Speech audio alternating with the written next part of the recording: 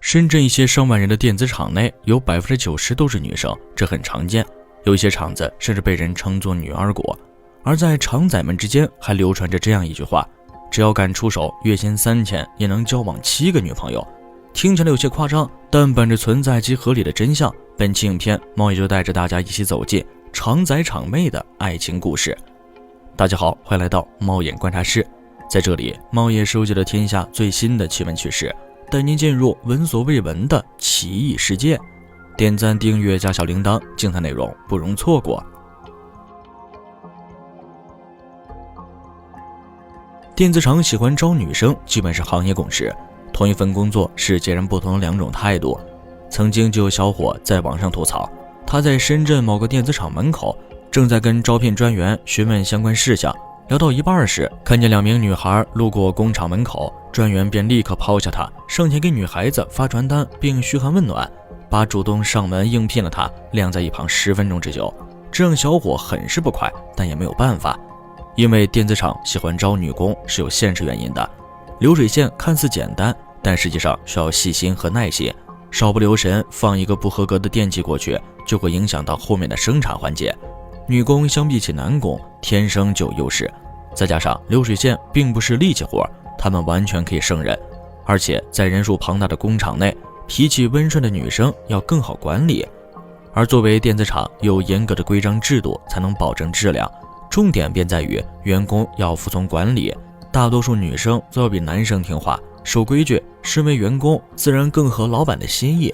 对于一人吃饱全家不饿的厂仔来说，不管是工资还是待遇或者上级的态度，只要有任何让自己不满意的地方，大不了撂挑子不干了，换个厂就是。但女生大多追求稳定，在电子厂可以干很久。无论是哪个行业，老板自然都不希望自己的员工流动性太大，相比之下，招女工的性价比要比招男工更高一些。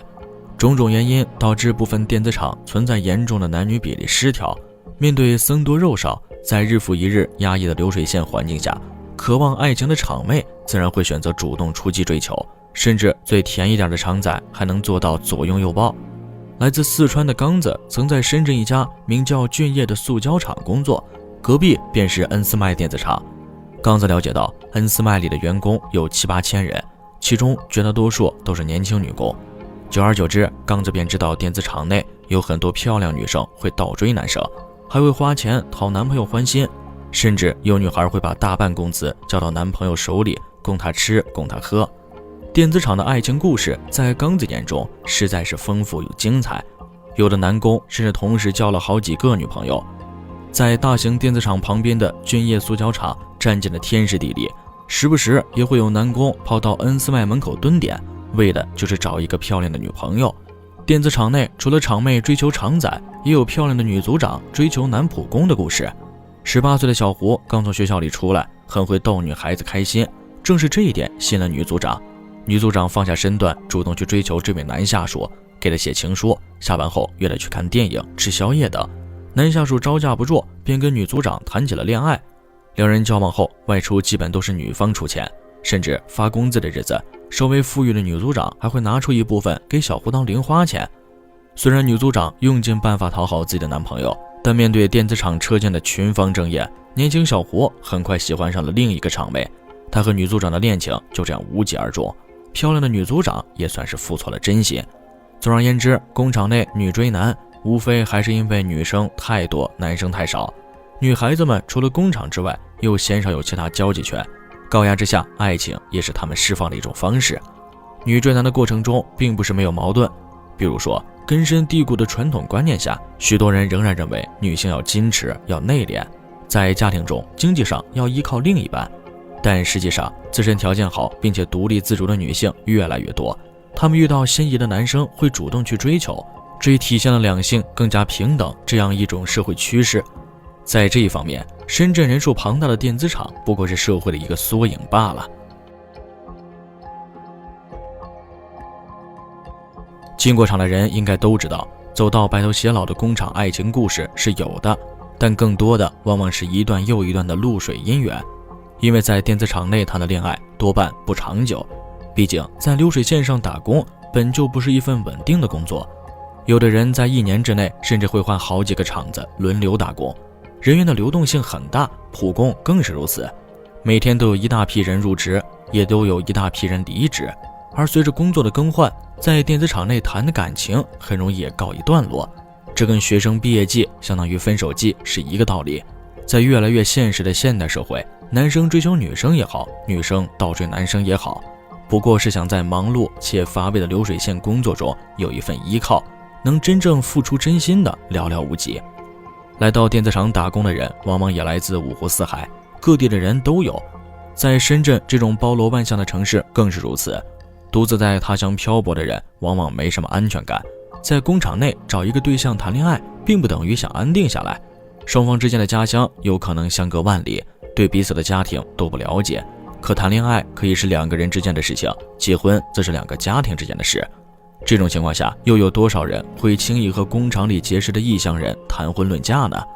对于他们来说，打工也是很偶然的事情，谁也不知道自己明天会去往何方，一旦爱情的保质期过了，彼此之间就会分道扬镳，这是再正常不过的事情。也有一些人排除万难结婚的，可结了婚又分隔两地，最终失去了感情的也极其常见。而最令人难过的是2个人失去感情，分隔两地工作，留下孩子放在一方的老家里无人照料。在电子厂中，女生倒追男生的例子不少，可随意搞婚外情并且搞得堂堂正正的也不少，这就是电子厂人们之间感情的混乱所在。各色男男女女都想随便找一份感情寄托，不会管这种寄托是否合乎伦理道德，有的人则会把感情当作买卖，利用这些去换得更实际的东西。朱杰民曾在深圳的大型电子厂工作过很长一段时间，就和其他的电子厂一样，他所在的电子厂女生远远多于男生，也和其他的男工一样，总会有女孩子主动上前找他聊天，也有不少女生倒追他，但那时他已有家室，不敢在外面胡来。没成想，周杰民还是沦陷在了一个漂亮女工的温柔乡里。在那个女工主动追求他的时候，他已经明确表示自己有妻子有孩子，但对方并不介意，2个人你来我往，就这样好上了。也就是说，周杰民搞起了婚外情。一开始一切还相安无事，可周杰民渐渐感觉到女孩越来越霸道，想让他跟妻子断绝关系，和自己结婚。周杰民觉得不对劲，便提出跟女孩分手，闹得不欢而散。而更尴尬的是，工厂的上级领导也知道了这件事，2个人双双被开除。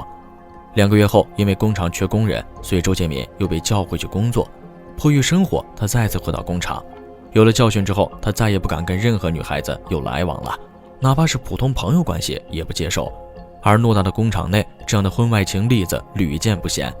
有一些男女双方都已结婚生子，在工厂内却还保持着不正当的关系，甚至还在上班时间打情骂俏。